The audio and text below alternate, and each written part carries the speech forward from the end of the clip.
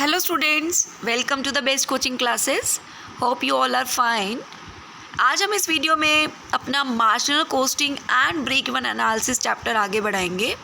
Last videos हम इस chapter पर 2 प्रोवाइड कर चुके हैं. अगर आपने वो वीडियोस नहीं देखी तो मैं उनके लिंक्स आपको डिस्क्रिप्शन बॉक्स में प्रोवाइड कर दूंगी. आप वहां जाकर उन वीडियोस को देख लीजिएगा. आज चलते हैं नेक्स्ट टॉपिक पर, break even chart. Break-even chart is a tool of presentation of the information relating to the production quantity, sales and profits of a business organization. Break-even chart क्या है? चार्ट आप समझते हैं, डायग्रामेटिक प्रेजेंटेशन है ना, कि उसको एक प्रेजेंट किया गया है एक अलग वे में, ठीक है, जिसमें किससे रिलेटेड इन्फॉर्मेशन आएंगी? Related to product quantity, sales and profits of a business. ठीक है, with the help of this chart the break even point can be known as well as the amount of profit और loss at the various level of output and margin of safety can be find out. आप क्या कर सकते हैं? इन charts की help से अपना break even point जो है वो फाइंड आउट कर सकते हैं, और side by side profit and loss, different various level of output पे कि कितना हो रहा है कितना नहीं, ठीक है, और मार्जिन ऑफ सेफ्टी बहुत इजीली जो है समझ सकेंगे with the help of charts. ठीक है, it also provides the knowledge about the relationship between fixed and variable cost as well as contribution and profit volume relationship. आपको लास्ट वीडियो में मैंने आपको सब समझाया था, फिक्स्ड कॉस्ट क्या होती है, वेरिएबल कॉस्ट क्या होती है, कंट्रीब्यूशन क्या होता है एंड प्रॉफिट वॉल्यूम रिलेशनशिप क्या होता है. अगर आपने प्लीज़ वो वीडियो नहीं देखी तो देख लीजिएगा. ठीक है, break even chart shows the relationship between cost, volume and profit. ठीक है, सो समझते हैं इनके मेथड्स ड्रॉ करने के. ब्रेक इवन ड्रॉ करने के डिफरेंट मेथड्स हैं. ठीक है, one should have information regarding production capacity, variable cost and fixed cost of the business organisations. Firstly हम क्या करेंगे? टेबल प्रेजेंट करेंगे, प्रिपेयर करेंगे, जिसमें आपको जानकारी मिलेगी फिक्स्ड कॉस्ट की, टोटल कॉस्ट की एंड टोटल सेल्स की at various level of outputs. ठीक है, चलिए चलते हैं फर्स्ट मेथड पर. फर्स्ट मेथड का आप ये देखिए, डायग्राम देखिए.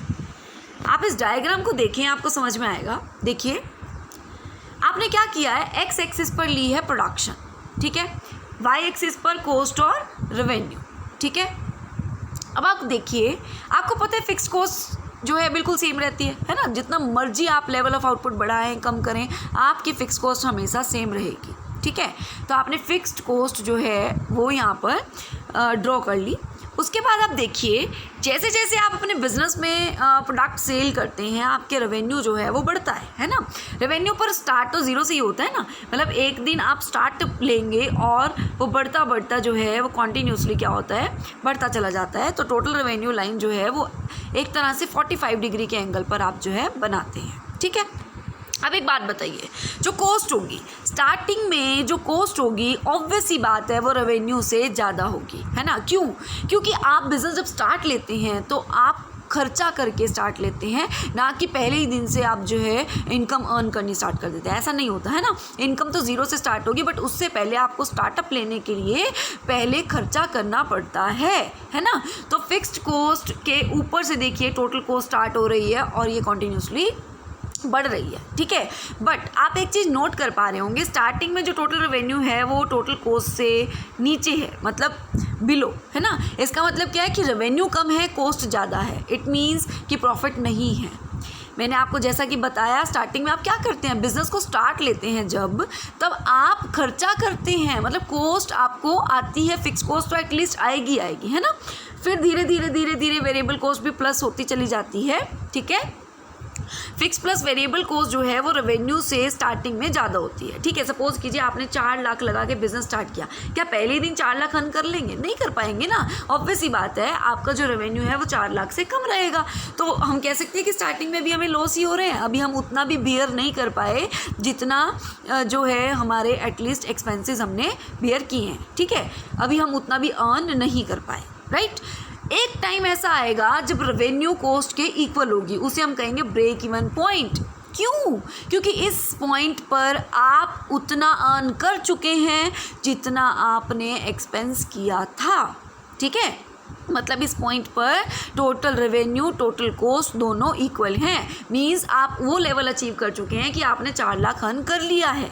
उसके बाद आपकी कॉस्ट जो है वो आपकी डाउन होगी और रेवेन्यू आपका अप होगा। ठीक है, इन दोनों के बीच का एरिया आपको क्या डिफाइन कर रहा है कि अब आपको प्रॉफिट्स होने स्टार्ट हो चुके हैं। ठीक है, और इसके बीच में ये जो एंगल शो करता है इसे बोलते हैं एंगल ऑफ इंसिडेंस। ठीक है, सो आप देख रहे हैं कि फिक्स कॉस्ट तो ये थी, ठीक है, और टोटल कॉस्ट ये थी। टोटल कॉस्ट आपको पता है क्या होती है? Fixed cost plus variable cost, fixed cost plus variable cost. देखिए फिक्स्ड कॉस्ट ये थी पर टोटल कॉस्ट ये थी। इसका मतलब इनके बीच का जो गैप है वो किसको कवर कर रहा है? वेरिएबल कॉस्ट को। किसको कवर कर रहा है? Variable cost. होप आपको ये डायग्राम क्लियर हुआ। ठीक है, नेक्स्ट चलते हैं।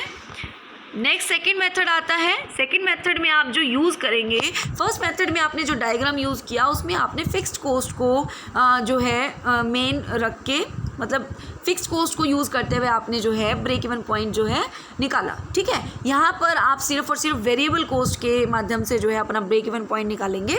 सो आपको पता होगा जो वेरिएबल कॉस्ट है वो तो ज़ीरो से ही स्टार्ट होगी, क्योंकि फिक्स्ड कॉस्ट तो क्या होता है कि अगर क्वांटिटी आपने नहीं प्रोड्यूस करी, ठीक है, तब भी फिक्स्ड कॉस्ट तो आएगी ही आएगी। जैसे आप सपोज कीजिए फैक्ट्री का रेंट, वो तो आपको आना ही आना है, चाहे आपकी डिमांड मार्केट में है नहीं है, आप प्रोडक्शन कर रहे हैं नहीं कर रहे हैं, है ना। तो फिक्स्ड कॉस्ट तो अगर आपकी प्रोडक्शन ज़ीरो भी है तब भी आनी ही आनी है। बट वेरिएबल कॉस्ट कब आती है?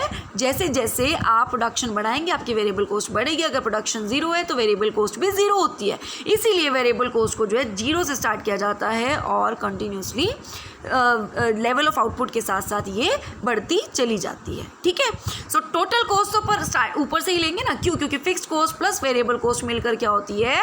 Total cost. So total cost origin से स्टार्ट ना होकर वहाँ से स्टार्ट होती है जहाँ से एटलीस्ट फिक्स कॉस्ट है। क्योंकि अगर आपकी आउटपुट ज़ीरो भी होगी, अगर आपकी आउटपुट ज़ीरो भी होगी तब भी फिक्स कॉस्ट तो आएगी ही आएगी। इसलिए टोटल कॉस्ट तब किसके इक्वल होगी? फिक्स कॉस्ट के इक्वल होगी। वाई? क्योंकि वेरिएबल कॉस्ट तो होगी नहीं। तो वेरिएबल कॉस्ट ना होने के कारण टोटल कॉस्ट फिक्स कॉस्ट के इक्वल होगी। कब? जब आपकी आउटपुट ज़ीरो होती है। क्या होती है?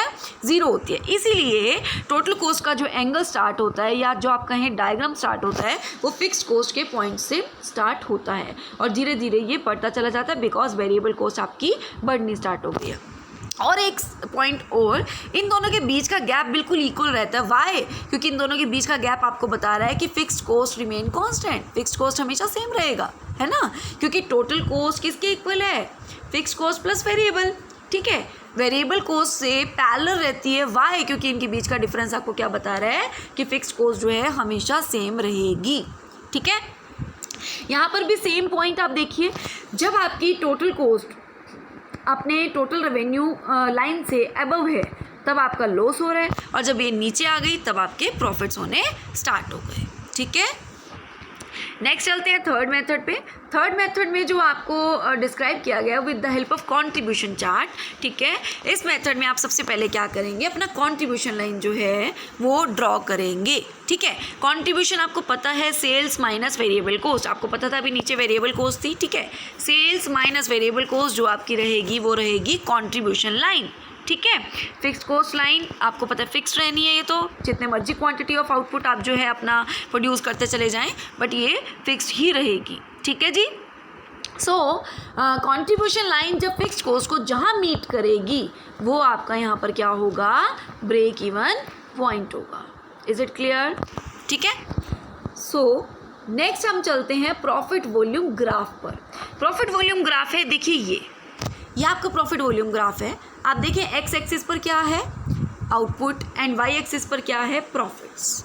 ठीक है, अब आप खुद देखिए प्रॉफिट लाइन जो है, देखिए स्टार्टिंग में मैंने आपको हमेशा बताया है, अभी थोड़ी देर पहले भी बताया, बिजनेस में कभी भी पहले ही दिन से प्रॉफिट्स नहीं स्टार्ट हो जाते। क्यों?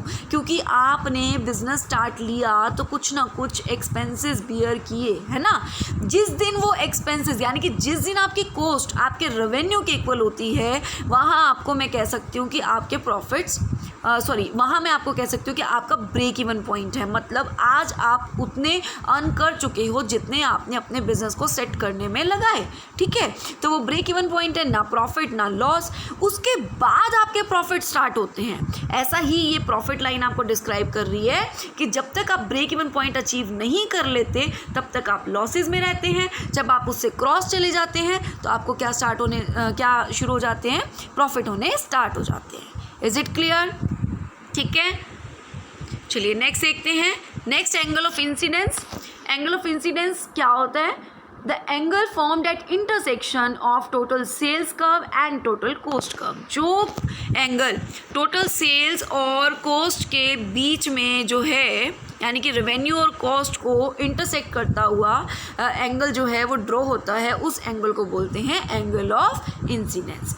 बिगर the angle of incidence higher will be the profit. Obvious ही बात है ना, जब इन दोनों के बीच का गैप जितना बढ़ता चला जाएगा उतने प्रॉफिट ज़्यादा हैं, मतलब कोस्ट कम है प्रॉफिट ज़्यादा है, ठीक है। तो जितना ही एंगल ऑफ इंसिडेंस बड़ा होगा उतने प्रॉफिट्स आपको ज़्यादा होंगे। और इनको बढ़ाने के लिए आप क्या कर सकते हैं, कंट्रीब्यूशन जो है बढ़ा सकते हैं। कंट्रीब्यूशन कैसे बढ़ सकता है? सेलिंग प्राइस बढ़ाकर, ठीक है, वेरिएबल कॉस्ट कम करके, या फिर दोनों करके, ठीक है जी।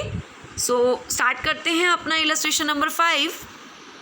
Plot the following data on the graph and determine the break even point. Selling price आपका 20 रुपीज़ पर यूनिट है, वेरिएबल कॉस्ट आपकी 10 रुपीज़ पर यूनिट है एंड फिक्स कॉस्ट आपका 20,000 है, ठीक है। आउटपुट आपको दे रखी है 0 से लेकर 5,000 तक यूनिट्स में, एंड फर्दर आपके पास variable cost, fix cost, total sales, contribution and profits given है। आपको क्या करना है, अभी आपने डिफरेंट टाइप्स के चार्ट्स जो हैं वो अभी हमने डिस्कस किए मेथड्स, ठीक है। उन मेथड्स को जस्ट देखना है, एक बार समझना है, उसको आप अपना प्लीज़ कॉपी पेन लेकर ट्राई कीजिएगा बनाने का। फिर उसके बाद आप जो है इस डायग्राम्स को जो है वो बहुत अच्छे से ड्रॉ कर पाएंगे। बट याद रखिए, इन डायग्राम्स को ड्रॉ करते हुए जो आपने डेटा यूज़ करना है वो ये वाला यूज़ करना है जो आपके पास क्वेश्चन में गिवन है, ठीक है। एक डायग्राम आपको बना के दिखाते हैं, देखिए। आपने नीचे क्या लेनी है, आउटपुट आपके पास गिवन थी 0, 1000, 2000, ठीक है, एंड अप टू 5000। आपने जो है साइड पे लेना है कॉस्ट और रेवेन्यू, ठीक है। आप देखिए आपकी कॉस्ट जो है वो कोई 10 है, 20 है, 30 है। आपको पता है कि ग्राफ पे जो है वो आपको क्या लेना होता है, जो गैप है वो इक्वल लेना होता है। तो आप कोई भी 10, 20, 30, 40, 50 ऐसे भी ले सकते हैं। इन्होंने 20, 40, 60 ऐसे लिया तो आप ऐसे भी ले सकते हैं, ठीक है। सबसे पहले आप क्या करेंगे, फिक्स कॉस्ट लाइन क्या है, 20,000 रुपीज़। देखिए ये साइड पे देखिए इन थाउजेंड्स है, ठीक है। आप देखिए 20,000 रुपीज़ जो है यहाँ पे फिक्स कॉस्ट लाइन आपने ड्रॉ कर दी। उसके बाद आप देखेंगे कि आप टोटल कॉस्ट लाइन जो है ड्रॉ करते हैं, ठीक है। देखिए 0 जब आपकी आउटपुट है तो टोटल कॉस्ट कितनी है, 20,000। जब कि 1,000 हो गई तब आपकी क्या है, 30,000। आपने पॉइंट्स जो है प्लॉट करते चले जाना है। देखिए 0 पर 20,000 आप यहाँ पर पॉइंट मार्क कर लेंगे। देन 1,000 के लिए 30,000 आप यहाँ मार्क कर लेंगे, 20 और 40 के बीच में आपका 30 होगा, ठीक है। देन आपने नेक्स्ट पॉइंट मार्क कर लेना है, नेक्स्ट मार्क कर लेना है, नेक्स्ट मार्क कर लेना है। आफ्टर मार्किंग द पॉइंट्स आपको क्या करना है, with the help of scale आपने ये लाइन जो है ड्रॉ कर लेनी है, तो आपके पास ये टोटल कॉस्ट लाइन आ जाएगी, ठीक है। ऐसे ही आपको सेल्स देखना है। सेल्स देखिए 0 आउटपुट पे 0 है, देन 1,000 पे 20,000, 2,000 पे 40,000। सो देखिए 0 पर आपकी सेल्स 0, 1,000 पे 20,000 पॉइंट प्लॉट किया, 2,000 पे 40,000 पॉइंट प्लॉट कर लीजिए, 3 पे 60,000 पॉइंट प्लॉट कर लीजिए, ठीक है। ये वाला पॉइंट प्लॉट हो जाएगा। ऐसे आपने with the help of scale जो है अपनी लाइन ड्रॉ कर लेनी है, ठीक है। देन आपको पता है आपको क्या करना है, इन दोनों के बीच का गैप जो है वो फिक्स कॉस्ट बता रहा है, इन दोनों के बीच का गैप है वेरिएबल कॉस्ट बता रहा है, ठीक है। ये आपका ब्रेक इवन पॉइंट है, ये आपका एंगल ऑफ इंसिडेंस है। आपका फर्स्ट जो मेथड है उससे आपका डायग्राम बन जाएगा, ठीक है। ऐसे ही बेटा आपने बाकी डायग्राम्स जो है with the help of data and your pen pencil scale, ठीक है, उससे आपने बना लेने हैं।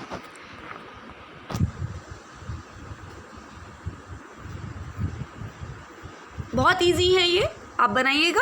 अगर नहीं समझ में आते तो प्लीज़ आप कमेंट बॉक्स में लिखिएगा, फिर मैं आपको with the help of pen paper pencil बनाकर दिखा दूँगी, ठीक है। नेक्स्ट देखिए calculation of the break even point. सबसे पहले break even point in units, अगर आपको यूनिट्स में फाइंड आउट करना है तो फॉर्मूला क्या रहेगा, fixed cost upon contribution. Contribution का फॉर्मूला क्या रहता है, selling price per unit minus variable cost per unit. ठीक है, नेक्स्ट देखिए, अगर आपको मनी वैल्यू की फॉर्म में चाहिए तो फॉर्मूला क्या रहेगा, fixed cost upon sales minus variable cost into sales. ठीक है, fixed cost upon contribution into sales. अगर आपको पीवी रेशो की हेल्प से अपना break even point find out करना है तो फॉर्मूला रहेगा fixed cost upon PV ratio, fixed cost upon में पीवी रेशो। अगर आपने new break even point find out करना होगा तो अगर यूनिट्स में फाइंड आउट करना होगा तो वही फिक्स्ड कॉस्ट अपॉन कॉन्ट्रीब्यूशन, याद रखिएगा वहाँ न्यू सेलिंग प्राइस यूज़ होगा। ठीक है, तो न्यू कॉन्ट्रीब्यूशन के नाम से वो आ जाएगा। अगर आपने रुपीज़ में फाइंड आउट करना तो वही fixed cost upon PV ratio. Clear है, क्लियर है बेटा। देखिए पीवी रेशो का फॉर्मूला ये होता है ना, कॉन्ट्रीब्यूशन अपॉन सेल्स, तो इसको ही कहीं ना कहीं क्या किया हुआ है, रिवर्स किया हुआ है। ठीक है, सो नेक्स्ट देखिए, calculation of the selling price when break even point is shifted. जब ब्रेक इवन पॉइंट शिफ्ट कर जाएगा तब आप कैसे निकालेंगे सेलिंग प्राइस। देखिए न्यू कॉन्ट्रीब्यूशन कैसे निकलेगा, fixed cost upon new break even point.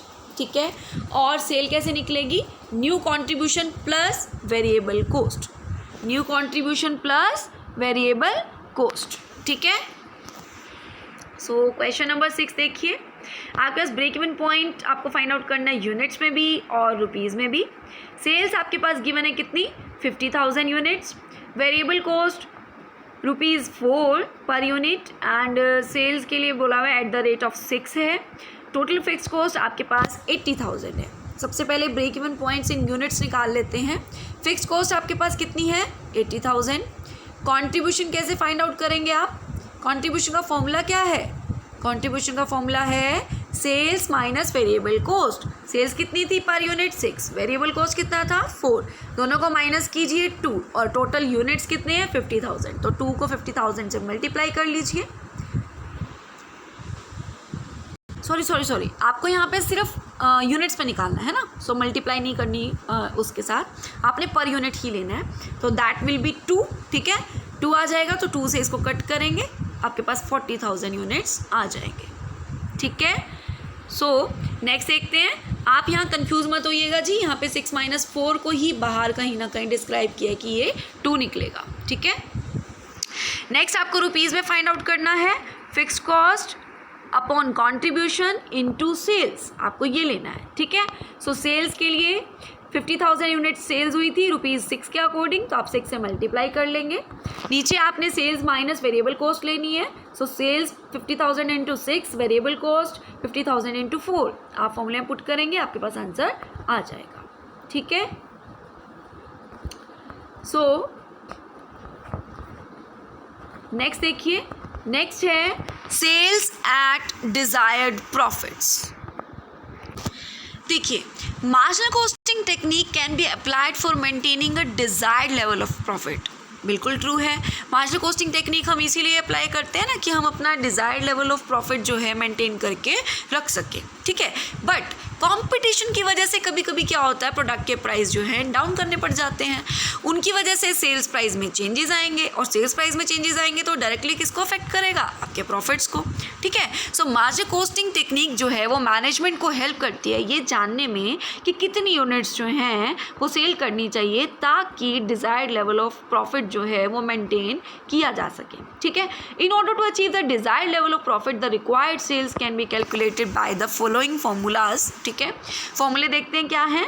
When the total amount of desired profit is given, अगर आपके पास क्वेश्चन में total amount of desired profit given होगा, ठीक है, और अगर आपको इन यूनिट्स निकालनी है रिक्वायर्ड सेल्स, तो फॉर्मूला क्या रहेगा, fixed cost plus desired profit upon contribution per unit. ठीक है, और अगर आपको रिक्वायर्ड सेल्स जो है वो रुपीज़ में निकालनी है तो fixed cost plus desired profit upon PV ratio. PV ratio means contribution upon sales. ठीक है, सो अगर आपने डिजायर्ड प्रॉफिट पर यूनिट, अगर आपको क्वेश्चन में desired profit per unit given होगा पहले क्या गिवन था, अमाउंट, अब क्या गिवन होगा, यूनिट्स। ठीक है, तो आप कैसे निकालेंगे, fix cost upon contribution per unit minus profit per unit. और रुपीज़ में निकालना होगा तो कैसे निकालेंगे, fix cost upon contribution per unit minus profit per unit into selling price per unit. ठीक है, सो क्वेश्चन नंबर 7 देखते हैं।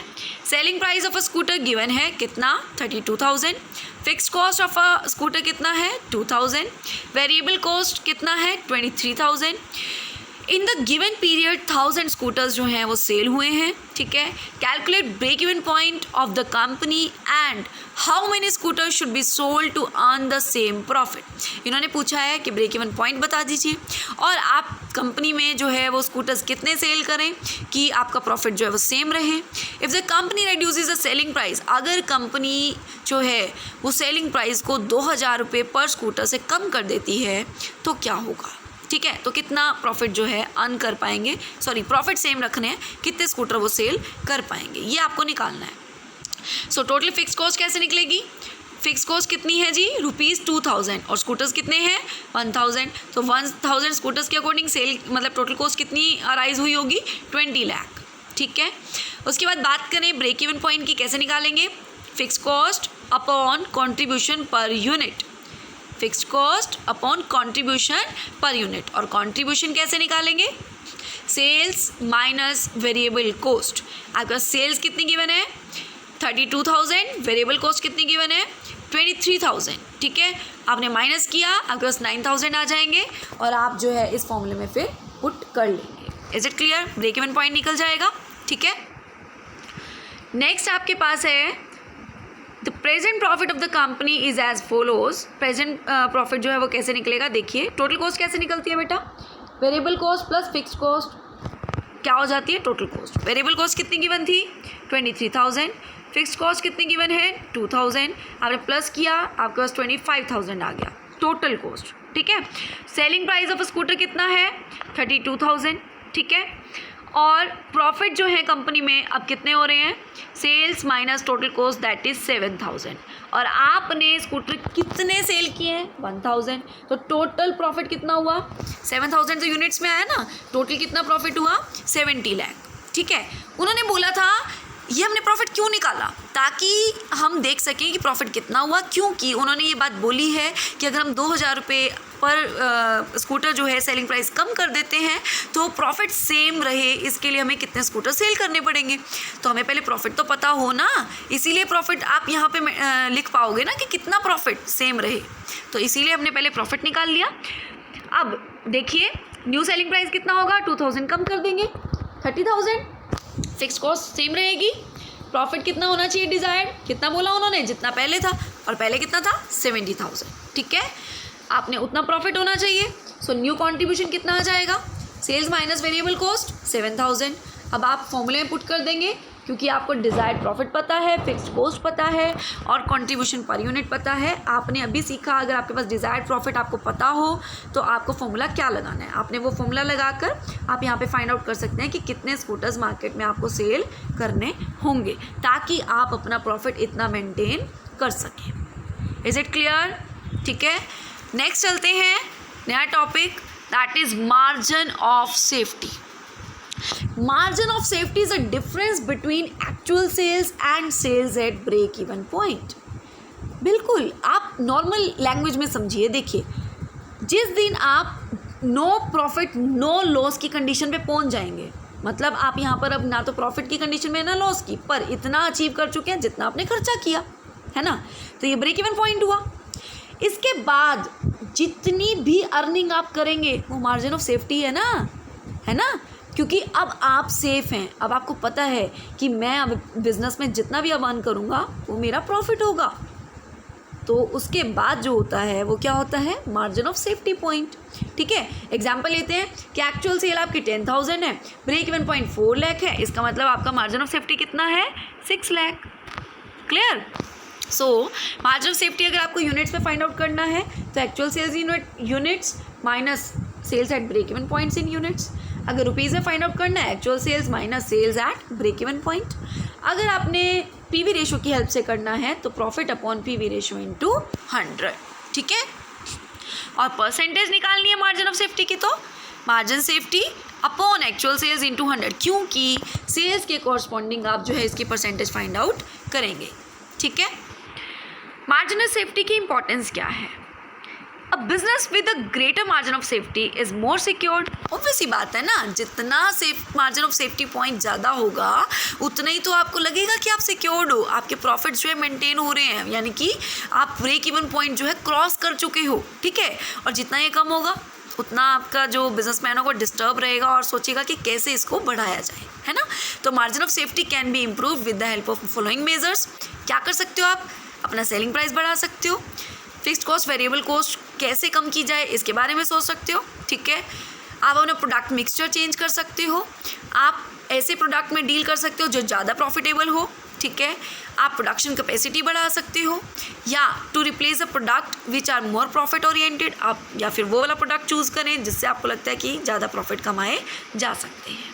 ठीक है, आप करते हैं क्वेश्चन नंबर 8। आपके पास सेल्स गिवन है, फिक्स्ड कॉस्ट गिवन है, ठीक है, और प्रॉफिट गिवन है, और कैलकुलेट करने को बोला है पीवी रेशियो एट प्रेजेंट।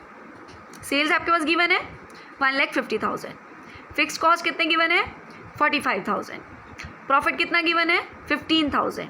आपको very first day last video में मैंने एक आपकी इक्वेशन बताई थी कि सेल्स माइनस वेरिएबल कॉस्ट किसके इक्वल होता है? फिक्स्ड कॉस्ट प्लस प्रॉफिट के। ठीक है, बताई थी ना लास्ट वीडियो में कंट्रीब्यूशन के फॉर्मूले के अंदर। ठीक है, तो आपके पास इन चारों में से 3 ऐसे टर्म्स हैं जिनका डाटा गिवन है, तो आप 4th वन फाइंड आउट कर सकते हैं। ठीक है, नेक्स्ट देखिए, आपने वो फाइंड आउट कर लिया, उसके बाद अपना पीवी रेशियो एट प्रेजेंट निकाल सकते हैं। Contribution upon sales into 100। Contribution का फॉर्मूला क्या रहेगा? सेल्स माइनस वेरिएबल कॉस्ट, आपका सेल्स भी है वेरिएबल कॉस्ट भी है, अपॉन सेल्स इनटू 100 आप बहुत ईजिली निकाल सकते हैं। नेक्स्ट उन्होंने बोला था अगर सेलिंग प्राइस 10% से बढ़ा दिया जाए, तो ठीक है, सेलिंग प्राइस जितना गिवन था उसमें उसका 10% बढ़ा दो, 10% बढ़ाने के बाद फॉर्मूला लगा दो, तब देख लो कितना आएगा। अगला उन्होंने बोला अगर सेलिंग प्राइस 20% कम कर दिया जाए, ठीक है, नेक्स्ट टाइम हम जो है सेलिंग प्राइस का 20% डाउन कर देते हैं, आपके सेल्स इतने आ जाएंगे। ठीक है, इसको पुट करके देख लेंगे कि आपका पीवी रेशियो क्या रहेगा। होप आज का वीडियो आपको पसंद आया। अगर पसंद आया प्लीज़ लाइक कीजिए, शेयर कीजिए, चैनल सब्सक्राइब कर लें, साथ ही साथ बेल आइकन क्लिक कर लें ताकि आने वाले सभी वीडियोज़ के अपडेट्स आपको मिलते रहें। Thank you and have a nice day.